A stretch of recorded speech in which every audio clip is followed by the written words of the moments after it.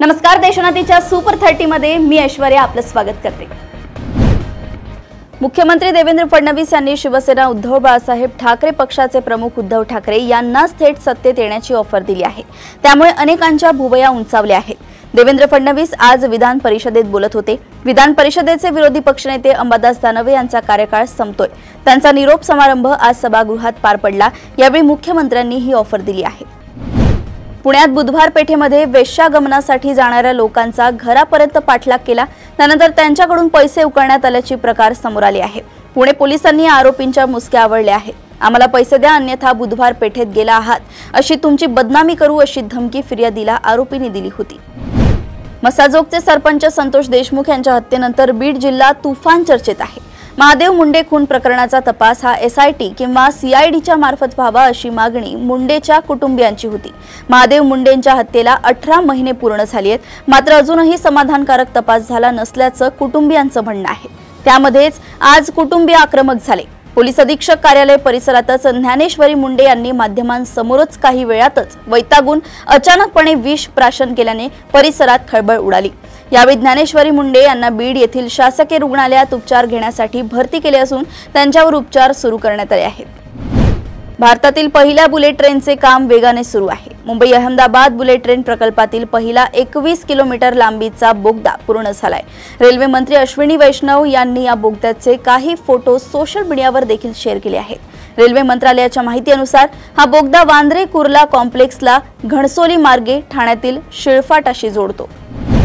एका खासगी ट्रॅव्हल्स बसमधून नवजात अर्भक फेकल्याचे निदर्शनास येताच प्रत्यक्षदर्शींनी पोलिसांना ही बाब कळवली। त्यानंतर पोलिसांनी तातडीने पाठलाग केला। ही घटना पाथरी सेलू राष्ट्रीय महामार्गावर देवनांद्रा शिवारात मंगळवारी उघडकीस आली। या प्रकरणी पोलिसांनी ट्रॅव्हल्स चालकासह 2 जणांना ताब्यात घेतले। राज्यात अनेक ठिकाणी अंमली पदार्थांच्या तस्करीमध्ये लहान मुलांचा वापर मोठ्या प्रमाणात केला जातो। त्यामुळे बाल गुन्हेगारांच्या कायदेशीर संधीमध्ये वयोमर्यादा 14 वर आणण्याचा राज्य सरकार विचार करत असून त्यास बाल हक्क व अधिकारांच्या संदर्भात काम करणाऱ्या संस्था, संघटना आणि कार्यकर्त्यांनी तीव्र विरोध दर्शवलाय। राज्यात अंमली पदार्थांची उपलब्धता होऊ नये यासाठी काम करण्याची गरज असताना मुलांना वेठीस धरण्याचा प्रकार हा अत्यंत बेजबाबदार असल्याचं मत त्यांनी व्यक्त केलंय। काँग्रेस श्रेष्ठींनी मागील शतकात महाराष्ट्र प्रदेश काँग्रेसच्या अध्यक्षपदी अचानकपणे श्रीमती प्रभाराव यांची नियुक्ती केल्यानंतर तेव्हाचे मुख्यमंत्री वसंतदादा पाटील यांनी मानभंगाच्या मुद्द्यावरून आपल्या सर्वोच्च पदाचा राजीनामा दिला होता। त्यानंतर 40 वर्षांनी राष्ट्रवादी काँग्रेस पक्षात जिल्हा स्तरावर शिवराज पाटील होटाळकर यांच्या नियुक्तीवरून पक्षाचे ज्येष्ठ नेते माजी खासदार भास्करराव दादा खतगावकर यांचाही मानभंग झालाय। मालेगावातील एका नामांकित हॉस्पिटलमध्ये नर्सिंग कोर्सच्या माध्यमातून प्रॅक्टिस करणाऱ्या एका 16 वर्षीय तरुणीवर हॉस्पिटलमधीलच एकाने लैंगिक अत्याचार केल्याची संतापजनक प्रकार उजेडात आलाय। मोहम्मद अथर खुर्शीद अहमद याने हा लैंगिक अत्याचार केल्याची माहिती समोर आली आहे। ही घटना 13 जुलैला पहाटे 3:30 वाजताच्या सुमारास घडली। मोहम्मद अथर खुर्शीद अहमद याने या नर्सिंग कोर्स करणाऱ्या पीडितेला एक फोटो दाखवत ब्लॅकमेल करण्याचा प्रयत्न करत तिच्यावर बळजबरीने अत्याचार केलाय। देशात प्रथमच टेस्ला कार काल दिमाखात दाखल झाली। त्यानंतर आज देशातली पहिली टेस्ला गाडी विधान भवनात दाखल झाली। काल टेस्लाच्या उद्घाटन सोहळ्याला मुख्यमंत्री देवेंद्र फडणवीस आणि परिवहन मंत्री प्रताप सरनाईक उपस्थित होते, मात्र एकनाथ शिंदे या सोहळ्याला उपस्थित नव्हते। त्यामुळे मंत्री प्रताप सरनाईक ही गाडी विधान भवनात घेऊन आले। विधान भवन परिसरात उपमुख्यमंत्री एकनाथ शिंदे यांनी या गाडीची टेस्ट ड्राईव्ह घेतली। यावेळी टेस्ला पाहण्यासाठी एकच गर्दी झाली। तसेच देशातील पहिली टेस्ला कार खरेदी करण्याची तयारी देखील परिवहन मंत्री प्रताप सरनाईक यांनी दर्शवली आहे। महाराष्ट्र आणि तेलंगणा राज्याच्या सीमेवर असलेल्या 14 गावांचा अनेक वर्षांपासून प्रलंबित असलेला प्रश्न आता सुटण्याच्या मार्गावर आहे। कारण मुख्यमंत्री देवेंद्र फडणवीस यांनी तेलंगणातील 14 गावं महाराष्ट्रात सामील करून घेण्याचे महत्त्वपूर्ण निर्देश दिले आहेत। या निर्णयामुळे सीमा भागातील नागरिकांना मोठा दिलासा मिळण्याची शक्यता आहे। तेलंगणातील राजुरा आणि जिवती तालुक्यांमधील 14 गावं चंद्रपूर जिल्ह्यात सामील करून घेतली जाणार आहेत। महाराष्ट्राची ओळख असलेल्या कोल्हापुरी बाबत दाद मागण्याचा तुम्हाला अधिकारच नाही असं स्पष्ट करत या संदर्भात दाखल जनहित याचिका मुंबई उच्च न्यायालयानं बुधवारी फेटाळून लावली। इटालियन फॅशन ब्रँड प्राडानं कोल्हापुरी चपलासारखं दिसणारं पादत्राण यंदाच्या मिलान समर फॅशन शो मध्ये कोणतीही पूर्व परवानगी न घेता वापरल्याचा दावा करत डॉक्टर गणेश हिंगमिरे यांनी हायकोर्टात जनहित याचिका दाखल करत प्राडाकडून नुकसान भरपाईची मागणी केली होती। महाबळेश्वर मार्गावरील आंबेनळी घाट वाहतुकीसाठी धोकादायक ठरू लागल्याने रायगड जिल्हा प्रशासनाने तातडीने पावलं उचलली आहेत। जिल्हाधिकारी डॉक्टर किशन जावळे यांनी या संदर्भात महत्त्वाची अधिसूचना जारी करत घाट रस्त्यावर अनेक निर्बंध लावलेत। अधिसूचनेनुसार 15 ऑगस्ट 2025 पर्यंत अवजड वाहनांना आंबेनळी घाट रस्त्याने जाण्यास पूर्णतः बंदी घालण्यात आली आहे। हलक्या वाहनांसाठी हा मार्ग रेड आणि ऑरेंज अलर्ट कालावधीत बंद राहील।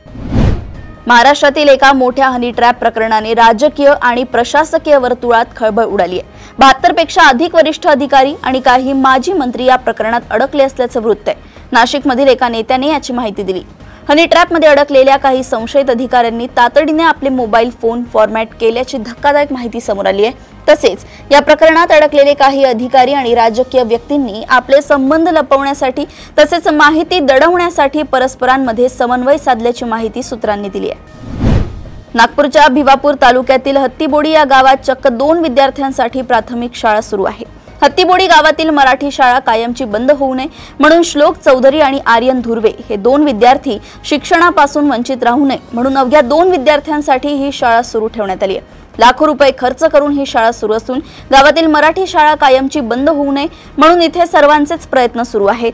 या अनोख्या शाळेची सध्या सगळीकडे चर्चा आहे। केंद्र सरकारने कृषी विकासाला चालना देण्यासाठी मोठ्या योजनांची घोषणा केली आहे। मोदी सरकारच्या कॅबिनेट बैठकीत या संदर्भात निर्णय घेण्यात आलाय। जिल्हा पातळीवरील कृषी वाढ आणि प्रमुख सार्वजनिक क्षेत्रातील गुंतवणूक संस्थांना बळकट करण्यासाठी या योजना जाहीर करण्यात आल्या आहेत। या योजनांवर एकूण वार्षिक खर्च 50,000 कोटी रुपयांपेक्षा जास्त प्रस्तावित आहे। मध्य प्रदेशातील गुणा येथील राधोगड येथील एका व्यक्तीला रील बनवणे महागात पडले। ही व्यक्ती गळ्यात साप घालून रील बनवत होती। दरम्यान सापाने त्या व्यक्तीचा चावा घेतला आणि त्यातच तिचा मृत्यू झालाय। तो साप पकडण्याचं काम करायचा। साप पकडल्यानंतर तो घरातून परतत असताना त्याला त्याच्या मुलाच्या शाळेतून फोन आला म्हणून तो साप त्याच्या गळ्यात घालून त्याच्या बाईकवरून शाळेच्या दिशेने निघाला होता, पण वाटेत सापाने त्याला चावा घेतला आणि त्याचा मृत्यू झालाय। ओडिशामध्ये लैंगिक छळाच्या निषेधार्थ विद्यार्थिनीने स्वतःला जाळून घेतलंय। उपचारादरम्यान तिचा मृत्यू झालाय। या प्रकरणी दोषींवर कठोर कारवाई करण्याचे आश्वासन देत मुख्यमंत्र्यांनी कुटुंबियांना 20 लाख रुपयांची भरपाई जाहीर केली आहे। शिक्षण विभाग प्रमुख आणि प्राचार्य यांना अटक करण्यात आली असून यूजीसीने सत्यशोधन समिती नेमली आहे। गुजरातमधील खेडा जिल्ह्यातील कपडवंज मधून नात्याला काळीमा फासणारी घटना समोर आली आहे। एका वडिलांनी आपल्या 7 वर्षांच्या मुलीला नर्मदा कालव्यात फेकून देऊन तिची हत्या केली कारण त्यांना मुलगा हवा होता। या क्रूर घटनेने संपूर्ण परिसरात खळबळ उडाली आहे। सध्या पोलिसांनी आरोपी वडिलांना अटक केली आहे। महान भारतीय चित्रपट दिग्दर्शक आणि ऑस्कर पुरस्कार विजेते सत्यजित रे यांचे बांगलादेशमधील घर पाडण्यात आले। सत्यजित रे यांचे घर बांगलादेशातील मैमनसिंग शहरात होते। ते पूर्वी मैमनसिंग शिशु अकादमी म्हणून ओळखले जायचे। भारत सरकारला ही इमारत जतन करायची होती। यासाठी बांगलादेश सरकारकडे इमारतीची दुरुस्ती आणि पुनर्बांधणी करण्याची ऑफरही दिली होती, मात्र तेथील सरकारने या घरावर बुलडोझर फिरवलाय। असदुद्दीन ओवैसींना बिहार विधानसभा निवडणुकीपूर्वी मोठा धक्का बसलाय। सूत्रांनी दिलेल्या माहितीनुसार काँग्रेस राजद नेतृत्व आणि महाआघाडीने AIMIM पक्षासोबत युती करण्यास नकार दिलाय। काही दिवसांपूर्वी ओवैसींच्या पक्षाने बिहारमधील नेत्यांना पत्र लिहून महाआघाडीत सामील होण्याची इच्छा व्यक्त केली होती, मात्र त्यांना सकारात्मक उत्तर मिळालेले नाही। रशिया आणि युक्रेन यांच्यात गेल्या काही वर्षांपासून युद्ध सुरू आहे। या युद्धाच्या पार्श्वभूमीवर नाटोने कठोर भूमिका घेतली आहे। नाटोचे सरचिटणीस मार्क रट यांनी रशियासोबत व्यापारी संबंध ठेवणाऱ्या देशांना धमकीवजा इशारा दिलाय। भारतासोबत ब्राझील आणि चीन सारख्या देशांनी रशियासोबत व्यापार सुरू ठेवल्यास त्यांच्यावर मोठ्या प्रमाणात दुय्यम निर्बंध लागू शकतात, असं त्यांनी म्हटलंय। अमेरिकन काँग्रेस सदस्यांसोबत आज बुधवारी 16 जुलै रोजी झालेल्या बैठकीत त्यांनी हे विधान केलंय। इराण आणि इस्रायल दरम्यान युद्धबंदीची घोषणा झाली असली तरीही युद्धाचे सावट अजूनही कायम आहे। सप्टेंबरमध्ये पुन्हा एकदा इराणवर मोठा हल्ला होण्याचे संकेत मिळालेत, कारण अनेक देशांनी आपल्या नागरिकांना ऑगस्टपर्यंत इराण सोडण्याचे आदेश दिलेत। त्यानंतर युद्ध सुरू होण्याची शक्यता आहे। आफ्रिकन देश कॅमेरून येथील अध्यक्ष पॉल बिया आहेत। त्यांनी पुन्हा एकदा राष्ट्रपती पदाची निवडणूक लढवणार असल्याचं जाहीर केलंय। ते आता 92 वर्षांचे आहेत। आता यावेळीही ते जिंकले तर वयाच्या जवळपास 100व्या वर्षापर्यंत ते देशाचे राष्ट्रपती राहू शकतात। बिया 1982 मध्ये कॅमेरूनचे राष्ट्राध्यक्ष झाले। त्यानंतर ते कधीही निवडणूक हरले नाही। प्रत्येक वेळी ते पुन्हा सत्तेत येतात। पुन्हा निवडणूक लढवता यावी म्हणून त्यांनी एकदा देशाची राज्यघटना बदलली। डॉक्टर बाबासाहेब आंबेडकर विद्यापीठातील पदवी आणि पदव्युत्तर अभ्यासक्रमांसाठीची ऑनलाईन नोंदणी प्रक्रिया नुकतीच संपली आहे। पदव्युत्तरच्या 2391 जागांसाठी 2584 विद्यार्थ्यांनी अर्ज केले आहेत, तर पदवीच्या 300 जागांसाठी 360 अर्ज आले आहेत। आता 28 जुलै रोजी पहिली गुणवत्ता यादी जाहीर होणार आहे। पुढील प्रवेश प्रक्रिया विभागातर्फे होणार असून कागदपत्रे सादर करण्याची अंतिम तारीख 19 जुलै आहे। राष्ट्रीय आयुर्विज्ञान आयोगाने देशभरातील वैद्यकीय महाविद्यालयांना शुल्क आणि विद्यावेतनाचा तपशील संकेतस्थळावर जाहीर करण्याचे आदेश दिले आहेत। खासगी महाविद्यालयांकडून मनमानी शुल्क वसुली आणि विद्यावेतन न देण्याच्या तक्रारी वाढल्या आहेत, त्यामुळे एनएमसीने कठोर भूमिका घेतली आहे। माहिती जाहीर न केल्यास महाविद्यालयांवर कारवाई होणार, अभ्यासक्रमाची मान्यता रद्द होऊ शकते। या निर्णयामुळे वैद्यकीय शिक्षण अधिक पारदर्शक होण्याची शक्यता आहे। उच्च व तंत्र शिक्षण विभाग सीईटी परीक्षा वर्षातून 2दा घेण्याच्या विचारात आहे। यासाठी राज्य सामायिक प्रवेश परीक्षा कक्षाद्वारे सीईटी कक्षाद्वारे राज्यभरात स्वतःची परीक्षा केंद्रे स्थापन करण्याचा निर्णय घेण्यात आला आहे। यामुळे विद्यार्थ्यांना गैरसोय टाळता येईल आणि परीक्षा अधिक सुलभपणे देता येईल। पुढील वर्षापासून राज्याबाहेरील केंद्रावर परीक्षा न घेण्याचा निर्णय घेण्यात आला आहे। YouTube नंतर आता मेटाने देखील आता फेसबुकवर वारंवार दुसऱ्यांचा कंटेंट शेअर करणाऱ्या खात्यांविरोधात कठोर धोरण आरंभण्याची घोषणा केली आहे। मेटा कंपनीने म्हटलंय की जी खाती वारंवार आपल्या खात्यावरून कोणा दुसऱ्याचा टेक्स्ट, फोटो आणि व्हिडिओ फॉरवर्ड वा शेअर करतील त्यांच्यावर सक्त कारवाई केली जाईल। जीएसटी व्यवस्थेत मोठा बदल करण्यात येणार असल्याची सूत्रांची माहिती आहे। जीएसटी मध्ये 12% स्लॅब काढून टाकण्याची सरकारची तयारी आहे। पंतप्रधान कार्यालयाने या मोठ्या बदलासाठी हिरवा कंदील दाखवला असल्याचं वृत्त आहे। जीएसटी लागू करण्याच्या 8 वर्षांनंतर सर्वात मोठा बदल करण्याची ही पहिलीच वेळ आहे। जीएसटी परिषदेच्या पुढील बैठकीत यावर शिक्कामोर्तब होण्याची शक्यता आहे। ही बैठक संसदेच्या मान्सूनच्या अधिवेशनानंतर ऑगस्टमध्ये होऊ शकते।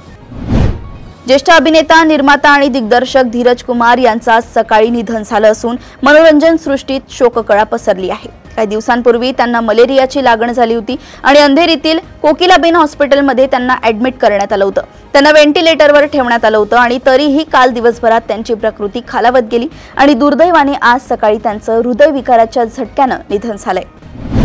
इंग्लंड वुमन्स विरुद्ध इंडिया वुमन्स यांच्यात 16 ते 22 जुलै दरम्यान एकूण 3 एकदिवसीय सामने खेळवण्यात येणार आहेत। हरमनप्रीत कौर भारतीय संघाचं नेतृत्व करणार आहेत, तर नॅट सायवर ब्रँट दुखापतीनंतर इंग्लंडचं नेतृत्व करणार आहे। नॅटला T20 मालिकेदरम्यान दुखापत झाली होती, त्यामुळे नॅटला या मालिकेतील शेवटच्या 3 सामन्यांना मुकावं लागलं होतं। अशाच सुपर 30 बातम्या जाणून घेण्यासाठी बघत रहा देशोन्नती। नमस्कार।